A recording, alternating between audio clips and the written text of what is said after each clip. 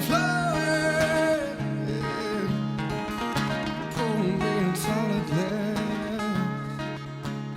All right, everybody, welcome back to another episode of Another Bourbon Show. Tonight, we are going to be drinking a bottle that I had never heard of until somebody on TikTok asked about it. We're going to be drinking some Brothers Bond. It wasn't until after people started talking about it that I knew what the hell it was. But this is a bourbon from two of the actors from the Vampire Diaries, which is a super original vampire show, right? It's about two vampires that fall in love with a teenage girl and that whole relation. So it's super original. That's never been done in television. And I'm pretty sure I could be wrong about this, but I thought there was also werewolves in it. I'm not joking, right? Isn't that?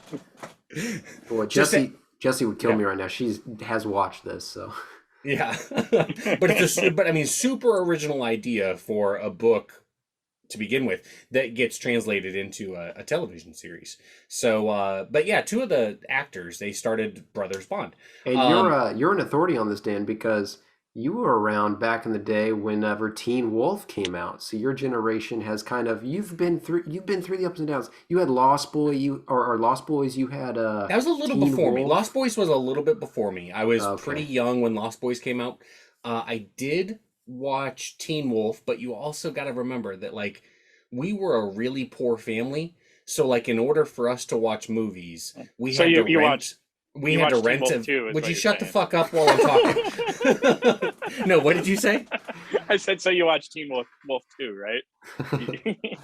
No, First one was I mean, too I probably expensive. did, but we had to rent a VCR in order to watch movies. Oh Jesus! Right? Like we were like that was a real special thing. Like once every 4 or 5 months. So I'm sure I did see. Like I know I've seen Teen Wolf, but I don't remember Teen Wolf. Dan's like a show with vampires. You mean the Munsters? The Addams Family? Are there any vampires on Addams Family? Um, I'm sure at some there point. has to be. Oh yeah, the grandpa? Well, that's Munsters. Oh, never mind. There is no the grandpa in the Addams Family besides like there's an Uncle Fester who's like he's just like a dead. He's the like, bald one, right? Yeah. Okay. I'm so out of touch on shit like this. That's all right. That's what I'm here for. Because I'm not here for the bourbon. Hey, but you know what you are here for? The label. That's right. What do you think about that one, Steven? How you feel about? Is that in focus? Yeah. It's in focus, or at least it's pretty good. I was able to find. I was saying just a moment ago before we started that I wasn't able to find like a really good photo of this because obviously there's a lot of detail in it. So I wanted to make sure I saw the detail, and I was able to find a picture just before we started. Okay. And I think that it looks really cool. But my first impression though is that because it's so hard for me to find a picture, and I honestly think it's even right now, Dan, you looking at it, I feel like it's so much small detail that it's hard to. A lot of people are going to miss this bottle or like the overall rating. If you just see it on the shelf, you're just like, you know, if you just see it on the shelf, you're kind of like looking over it. It doesn't stand out right away. I'll say that. I think it looks nice, but there's not that splash. It doesn't really stand out. But then if you look at it, if you really look at the details as I am now, it looks really, really cool. Mm-hmm. They've got like, it looks like a tree that two guys are sitting under on opposite sides of the tree trunk. And then the tree branches that grow and kind of like split are actually like ears of corn. Yep. Which is really cool. So there's a lot of cool detail here. And I think there's Do you see underneath the corn? I can't tell what that is.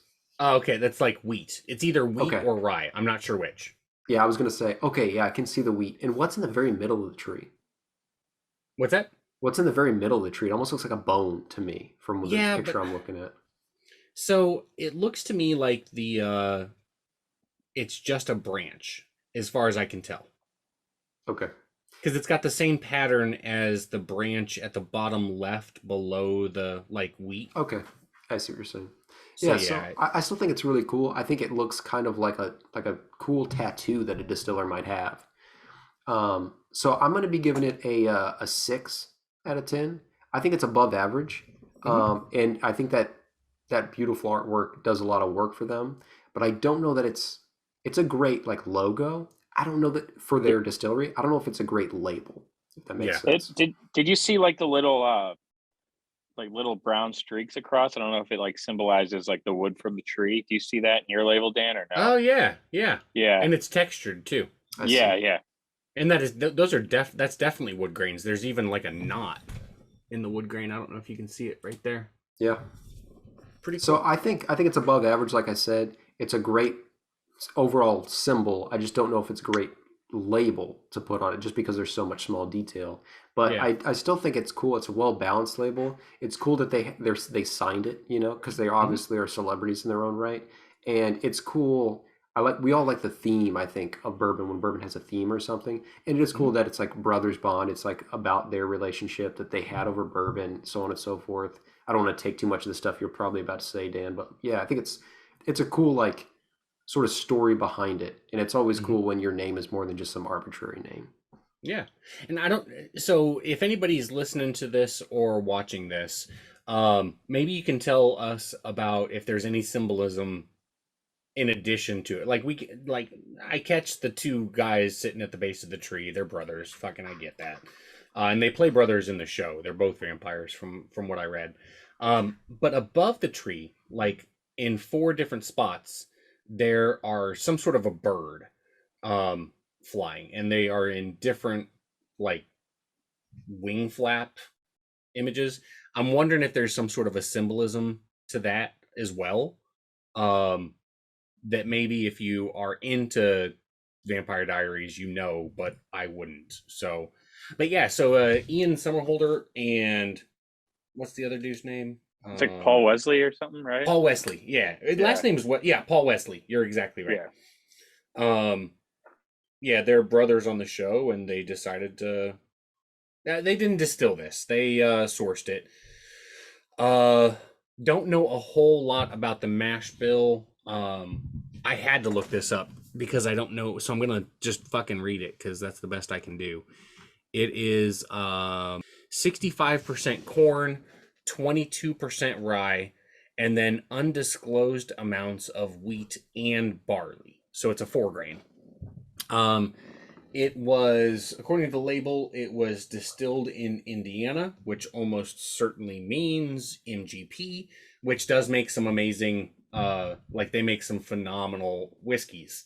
So I'm actually really excited to try this, even though, like, Ryan, you mentioned a second ago, and you're exactly right, that it's 80 proof, right?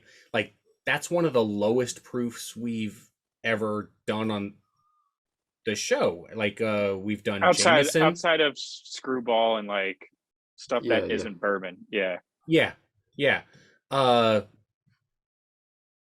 Let's see. Benchmark was 80 proof. Jack one of our Daniels. very first.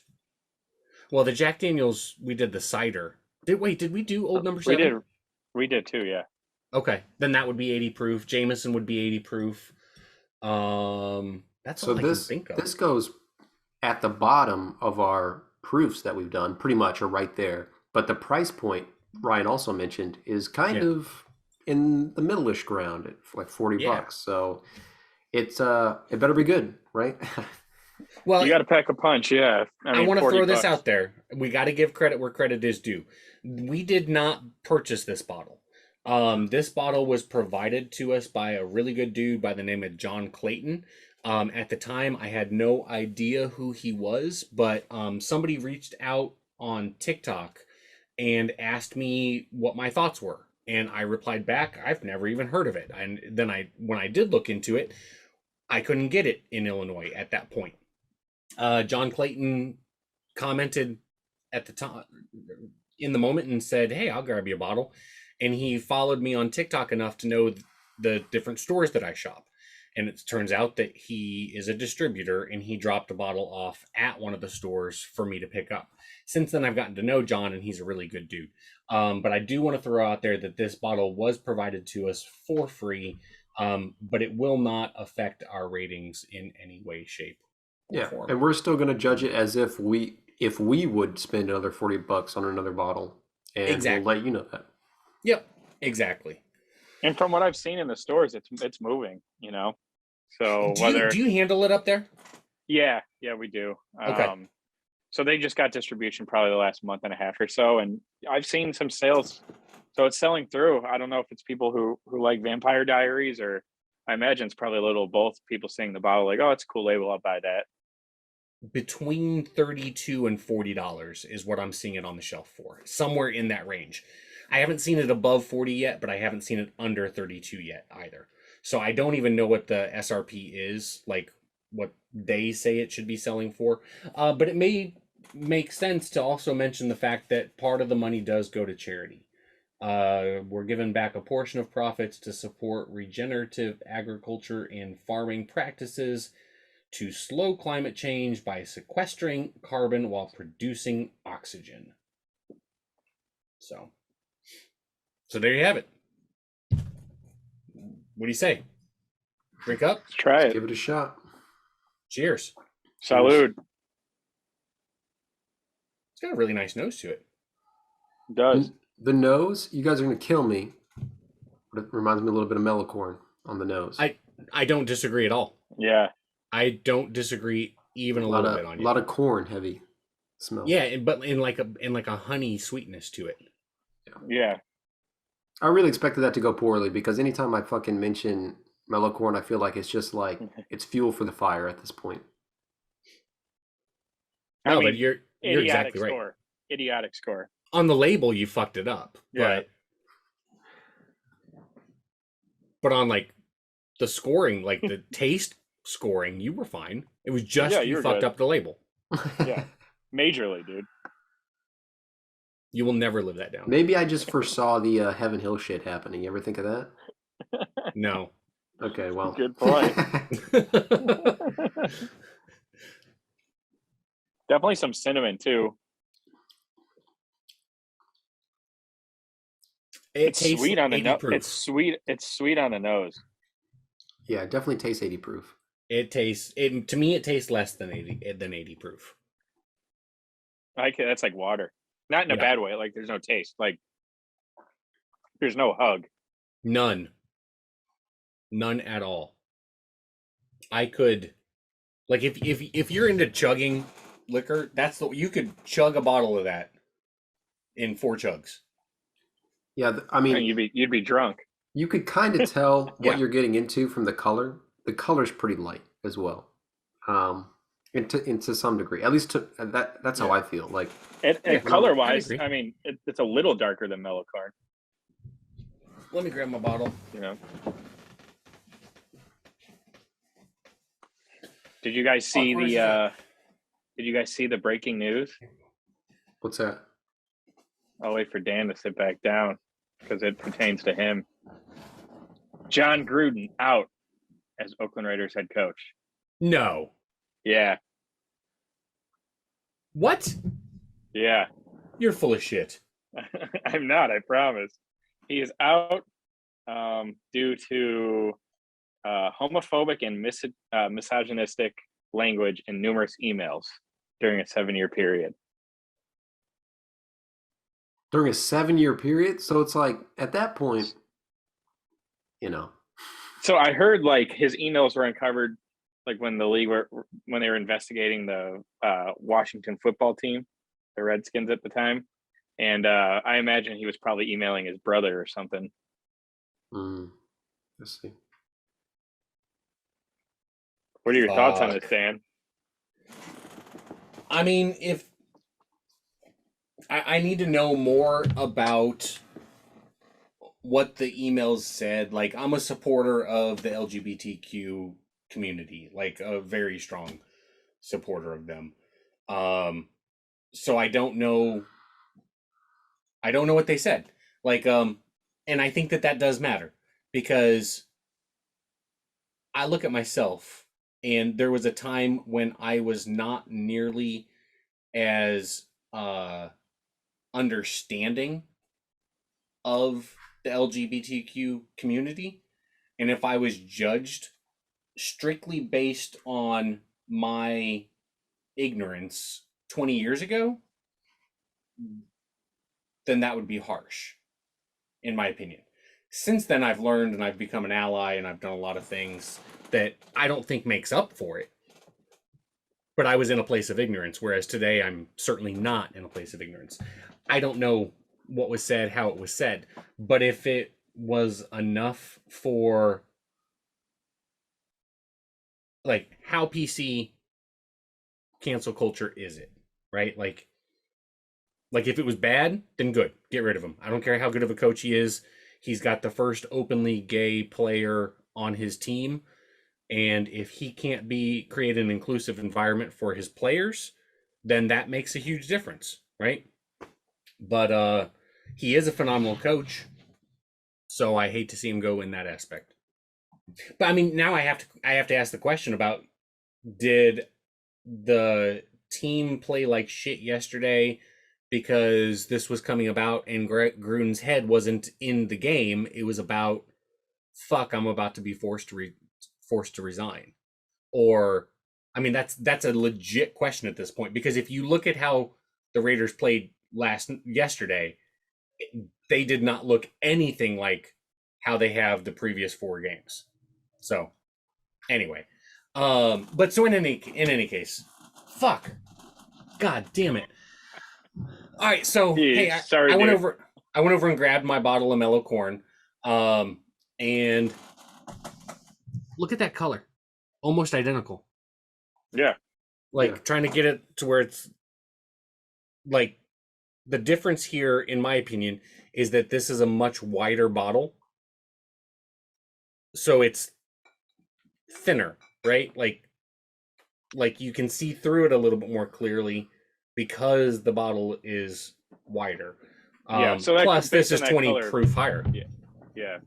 Based on that color, it's got to be very. Do you get many? I mean, like what you pick up from it, it's got to be very, very heavily corn-based bourbon. Like the other aspects that go into it. I mean, it doesn't. You don't get any of those like peppery spices or baking spices from like a high rye bourbon. So yeah, I don't know what else is in it besides a shitload of corn, which isn't a bad thing. I think that it's basically, if I had to describe the taste to somebody, I think it's kind of what you were just saying, Dan. It's basically like you proofed down mellow corn, and then there's a little bit more of, I think, malted barley taste to it, but I'm not certain I'm right about that. I would say you're right. It's almost just like some kind of like, it's almost like a pungent taste. Not that it's bad, but that's kind of where mellow corn is like sweet.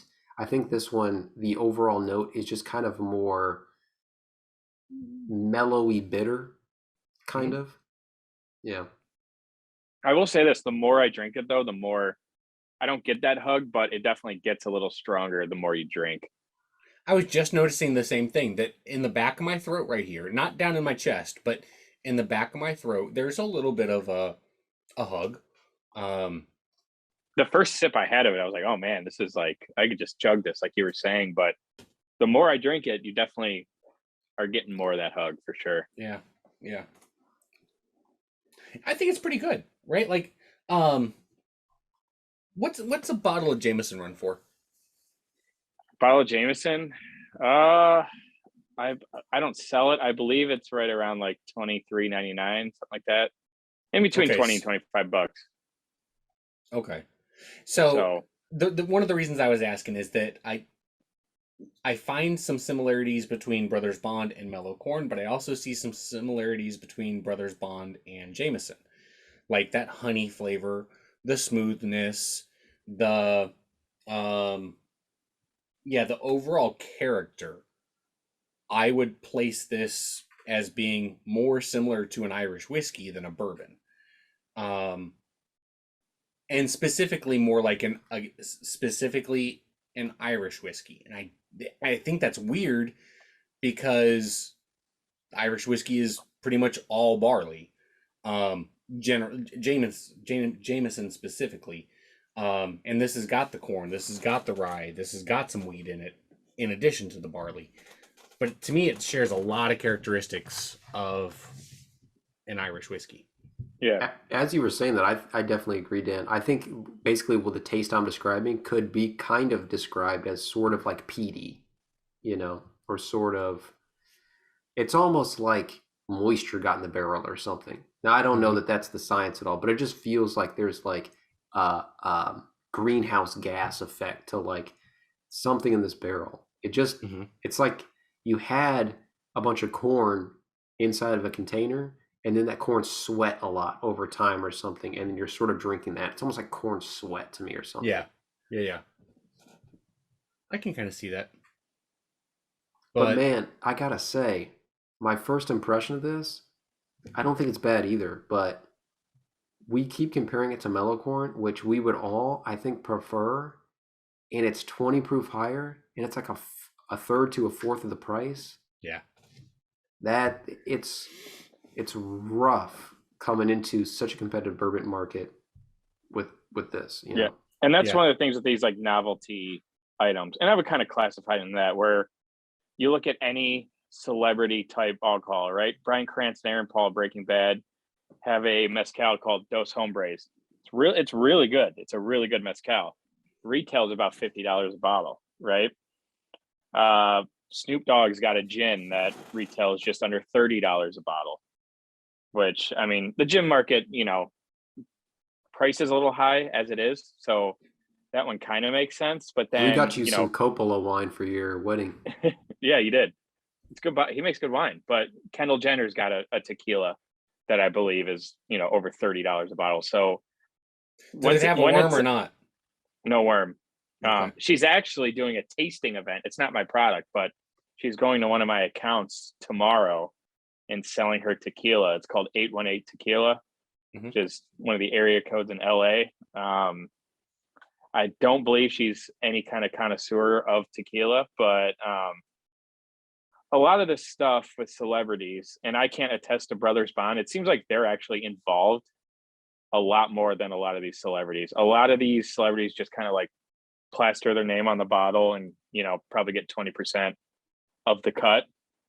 So it's nice to see actual people care about the product that they like.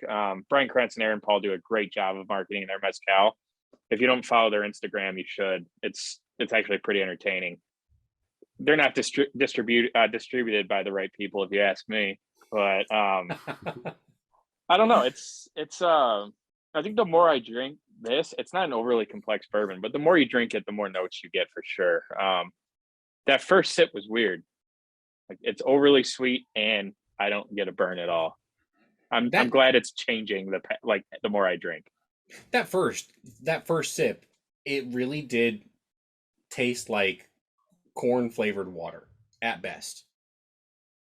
That was it. Just super simple, super, like, as simple can be. Since then, yeah, I agree, Ryan. I'm getting more complexity out of it. It's not bad. It's smooth, extraordinarily smooth, but I would hope so at 80 proof. It fucking better be smooth at 80 proof.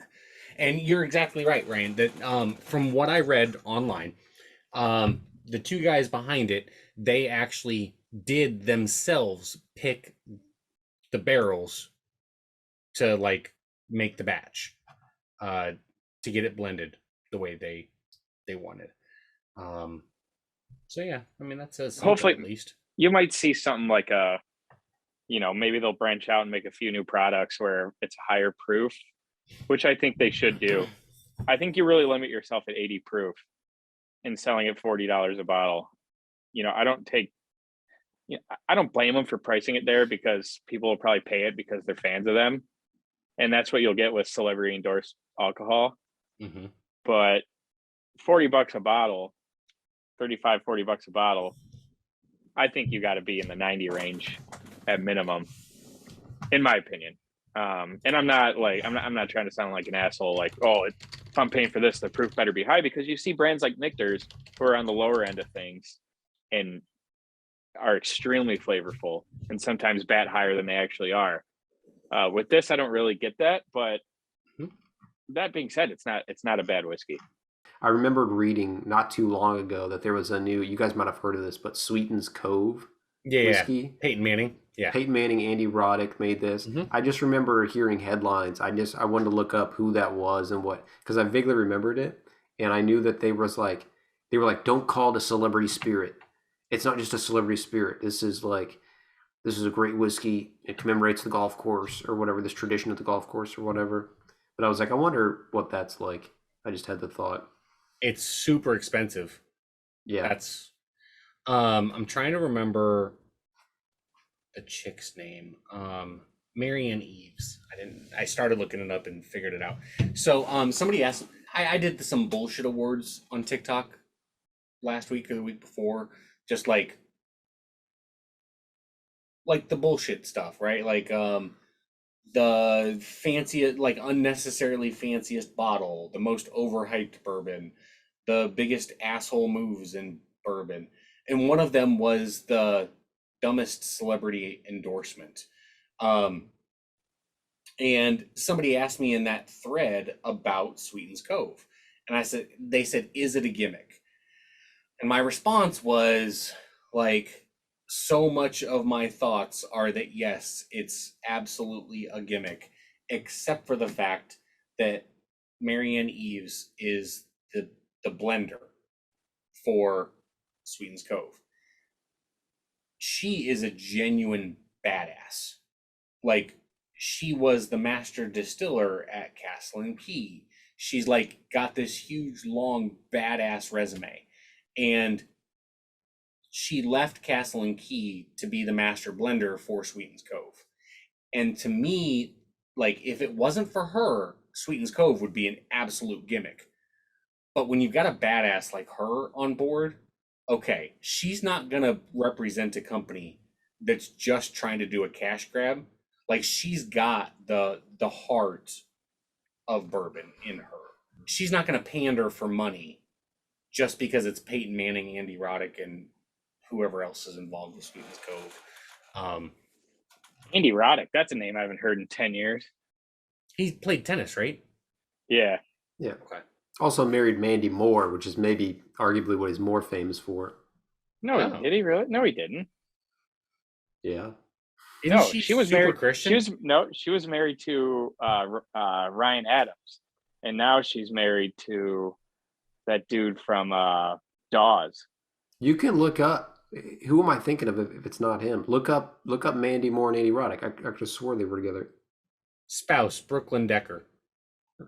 Okay, maybe currently, but I mean, like, look up Mandy Moore and Andy Roddick. Am I right? Could have swore that was. I don't think so. I don't think so, dude. I think you're wrong, dude. Let's see. Brooklyn Decker has been with her since 2007. Oh, yeah. So here's an article. I typed in Andy Roddick and Mandy Moore, and number one article is from usmagazine.com. Brooklyn Decker jokes about resenting Andy Roddick's ex, Mandy Moore. Wow. Oh, but they only dated. They weren't married. Okay. But still, if I had a mic, I'd fucking drop it right now, right? Man, I find her so annoying. Isn't she super Christian? She seems like she would be. Doesn't seem like that Christian, because I don't think Andy Roddick is that Christian. So, I mean, if he married Brooklyn Decker, well, I mean, I guess I'm stereotyping here. Her. Hey, you know, one thing I wanted to bring up is we got a comment today on the video, and I saw you already engaged with it, Dan. But we got a comment on last week's episode. Yeah. Which was the episode that we did with Connor Kelly at High West. Yeah. For Midwinter Night's piece Dram. of shit. Yeah. I we can say what we really think about it. We got a comment.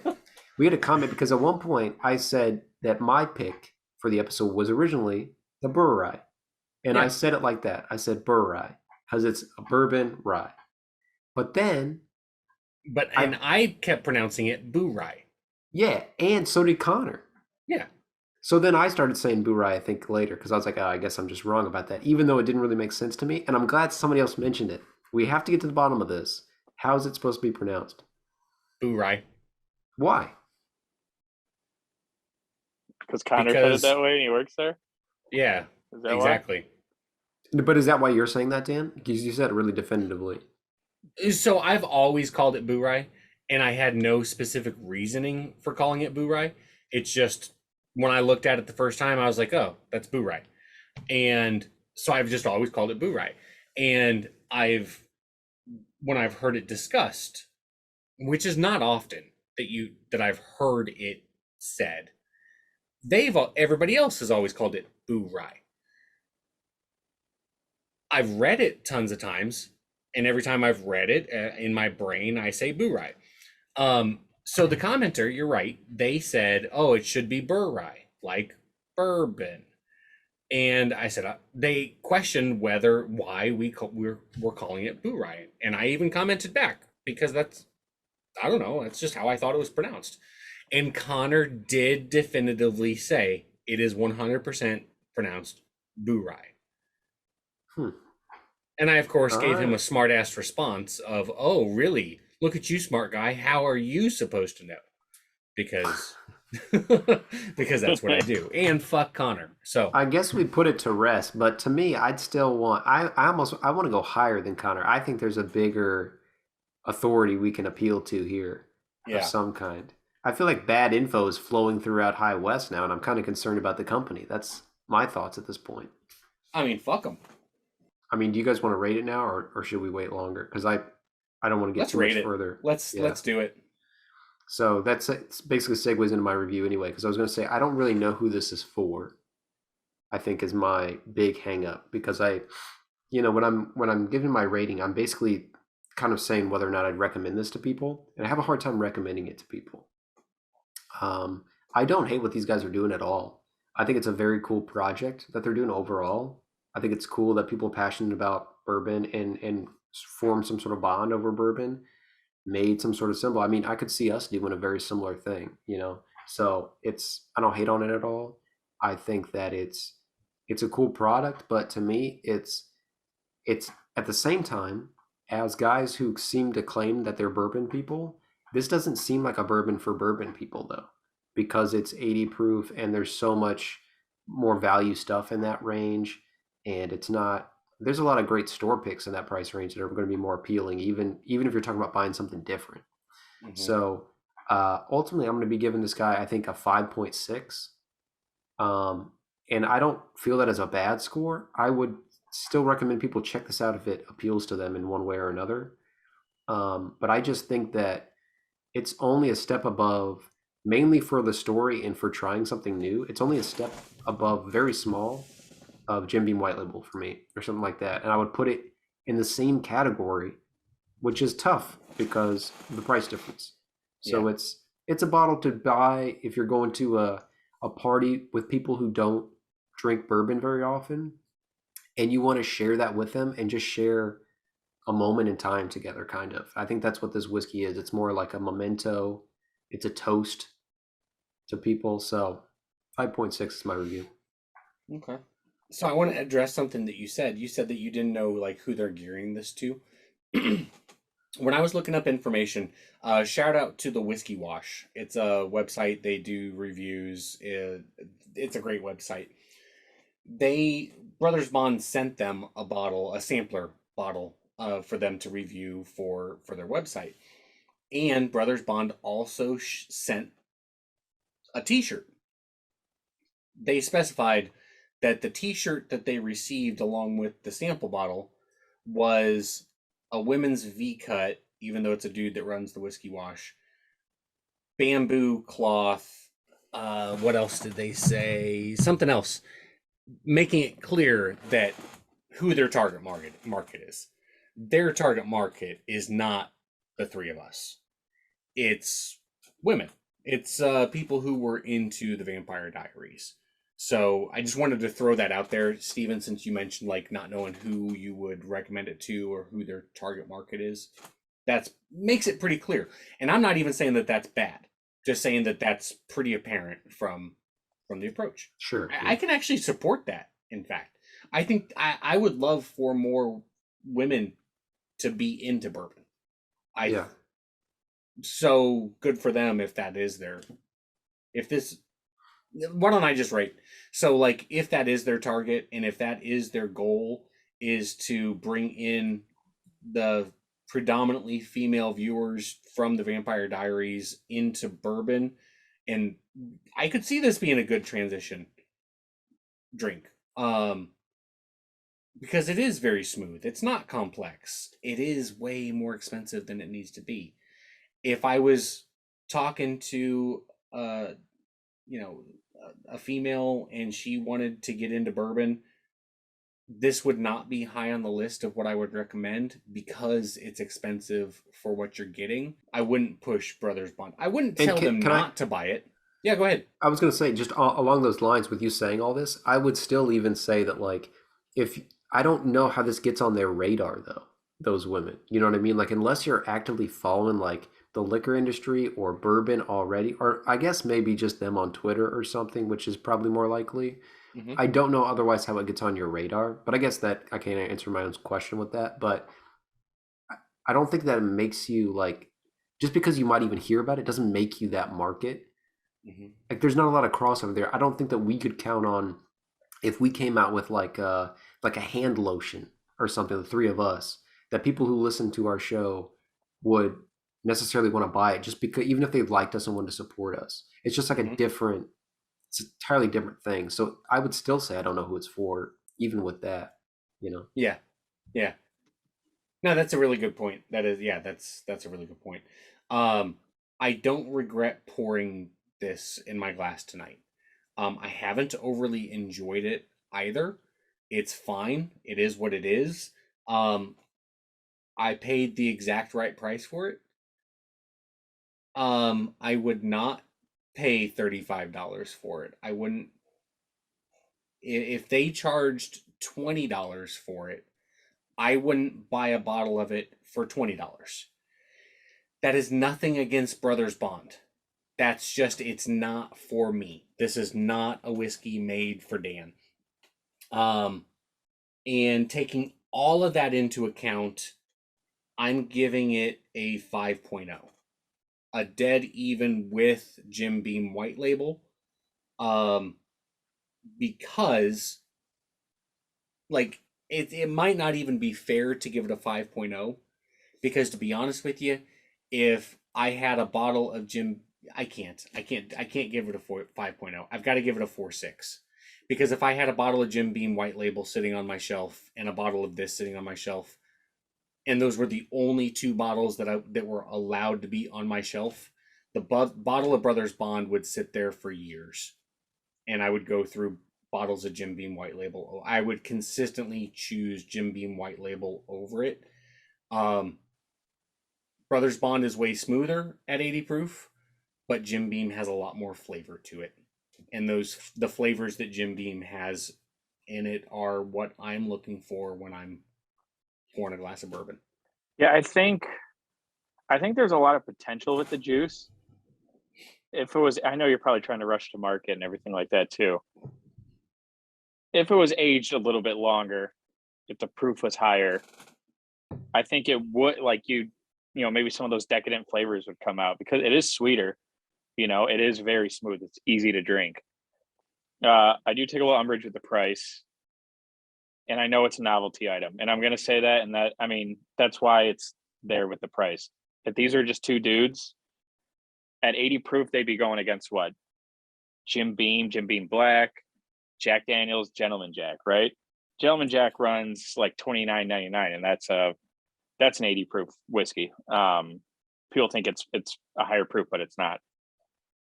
I think that's probably your segment. Maybe those higher tiered 80 proof, like, more novelty, Jack Daniels, Jim Beam type products. If you're in that $25, $30 range, I think the sales would be better, and I think people would respond to it a little more. After a couple of years, I don't know how that whiskey segment's going to be of people who watch Vampire. I don't. Is the show still on? No. Does anybody know that? No. So the show's over. Yeah. So it's been over for a while. Yeah. So as time goes on, how many shows are streaming now? You sort of you forget what's out there. There's so much out there, right? So what are they going to have to do? They're going to have to, maybe come out with a small batch, a single barrel, up to proof. Expand the brand if that's something you want to do. You have a really cool label. It's not industrial. It pops off the shelf. It looks really cool, and that's going to get a lot of people who don't know anything about the show interested in it. There's a guy named John Rich. He has Redneck Riviera, if you've heard of it. Yeah. Yeah, and it's not a bad whiskey. he has his main line, but he's got a couple new whiskeys coming out as well, just to kind of expand the brand. It's like, oh, it's just not me being a country singer. I actually want to get into the market and make a difference. And hopefully these guys go that way. The first sip I had, I wasn't like, it didn't overpower my palate at all. But the more I drank it, I mean, you kind of got that hug, which I appreciated. You know, it probably took 4 or 5 sips to get there. I'm going to go an even 6.0. I've had a lot of whiskeys worse than this. And then, you know, at 80 proof, you're not going to be too complex. And I don't think you can really go over a 6 with the juice in the bottle.